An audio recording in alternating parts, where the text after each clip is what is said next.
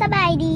มือนี้นะเฮาสิไปออกกำลังกายอยู่ธาตุหลวงเด้อตอนนี้เฮากำลังสิไปหับไปเรียนภาษาอังกฤษเฮาโคตรโชคดีเลยแม่นะซื้อคัพปี้ปาเต้มาให้กินนี่มีครบใส่เลยเบิ่งทางนอกใส่เกือบทะลักออกมา และตอนนี้เฮาเลิกเรียนแล้วเฮากำลังสิไปหับเด้อเดี๋ยวเจอกันที่โรงเรียนทักเดือนแล้วเด้อตอนนี้เฮาเป็นเพื่อน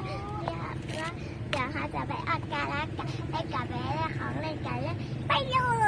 ยเย้ตอนนี้เขากำลังท่าเหลืองแล้วเด้อนี่ตอนนี้เขากำลังสิไปออกกำลังกายเด้อและตอนนี้นะเขากำลังสิย่างไปออกเครื่องออกกำลังกายเด้อเดี๋ยวเขาไปกันเลยตัวนี้มาเด้อเป็นห้องคิดเดี๋ยวเขาจะไปเล่นที่นี่เด้อ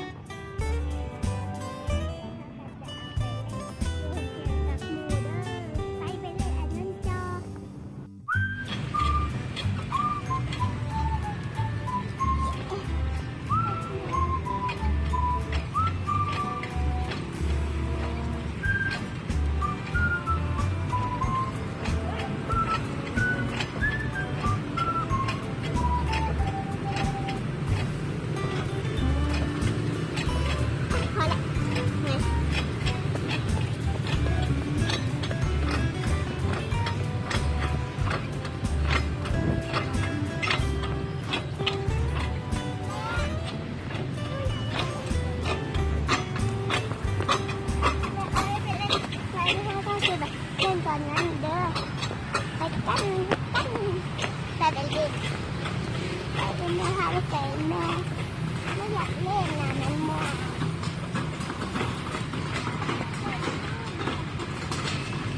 โอ้ยค่ะ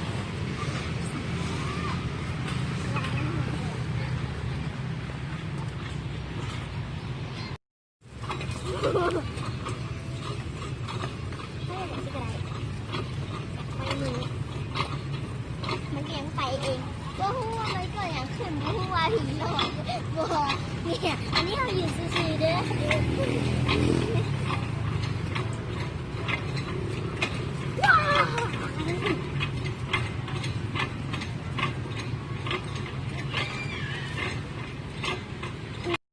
ถ้าเราจะแบบตุ๊กเราไม่ได้แบบนั้น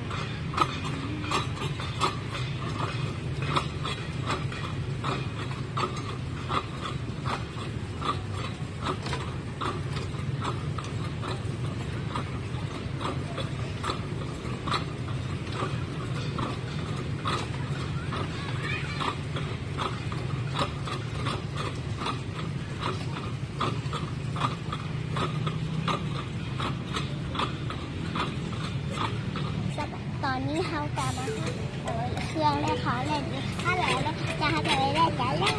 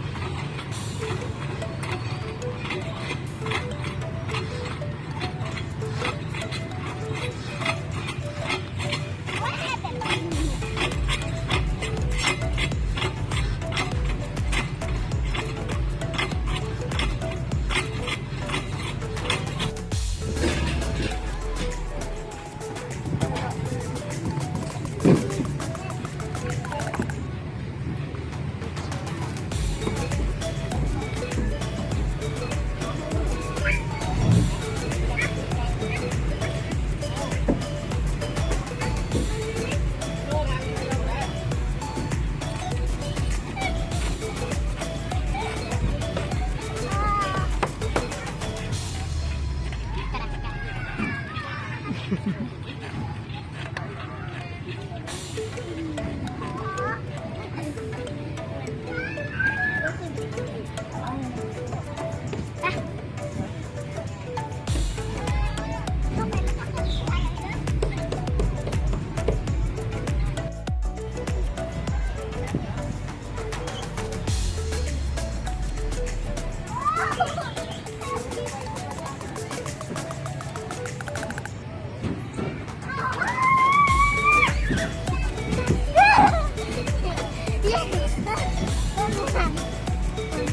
้องมาตรงนี้ตู้จะลูกนี่ตัว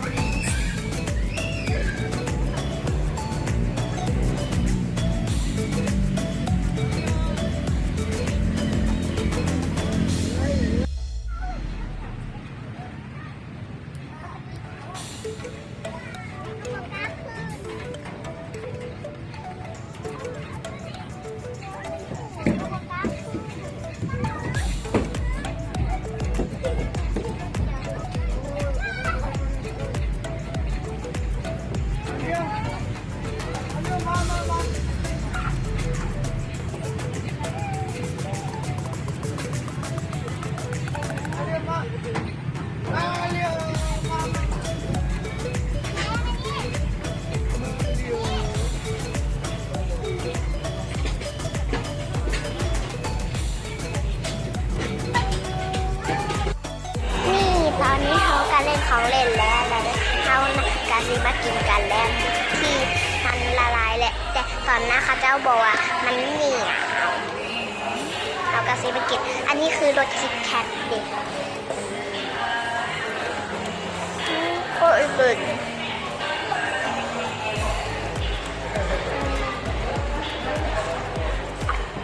มันคิดแคทเยอะน้ำจะให้ขอตัวไปกินก่อนเด้อเดี๋ยวให้ขอตัวไปกินกันจะถ้าใครบนคลิปนี้อย่าลืมกดไลค์ กดแชร์ กดซับสไครต์นะเด้อตอนนี้เพิ่งหาลากัน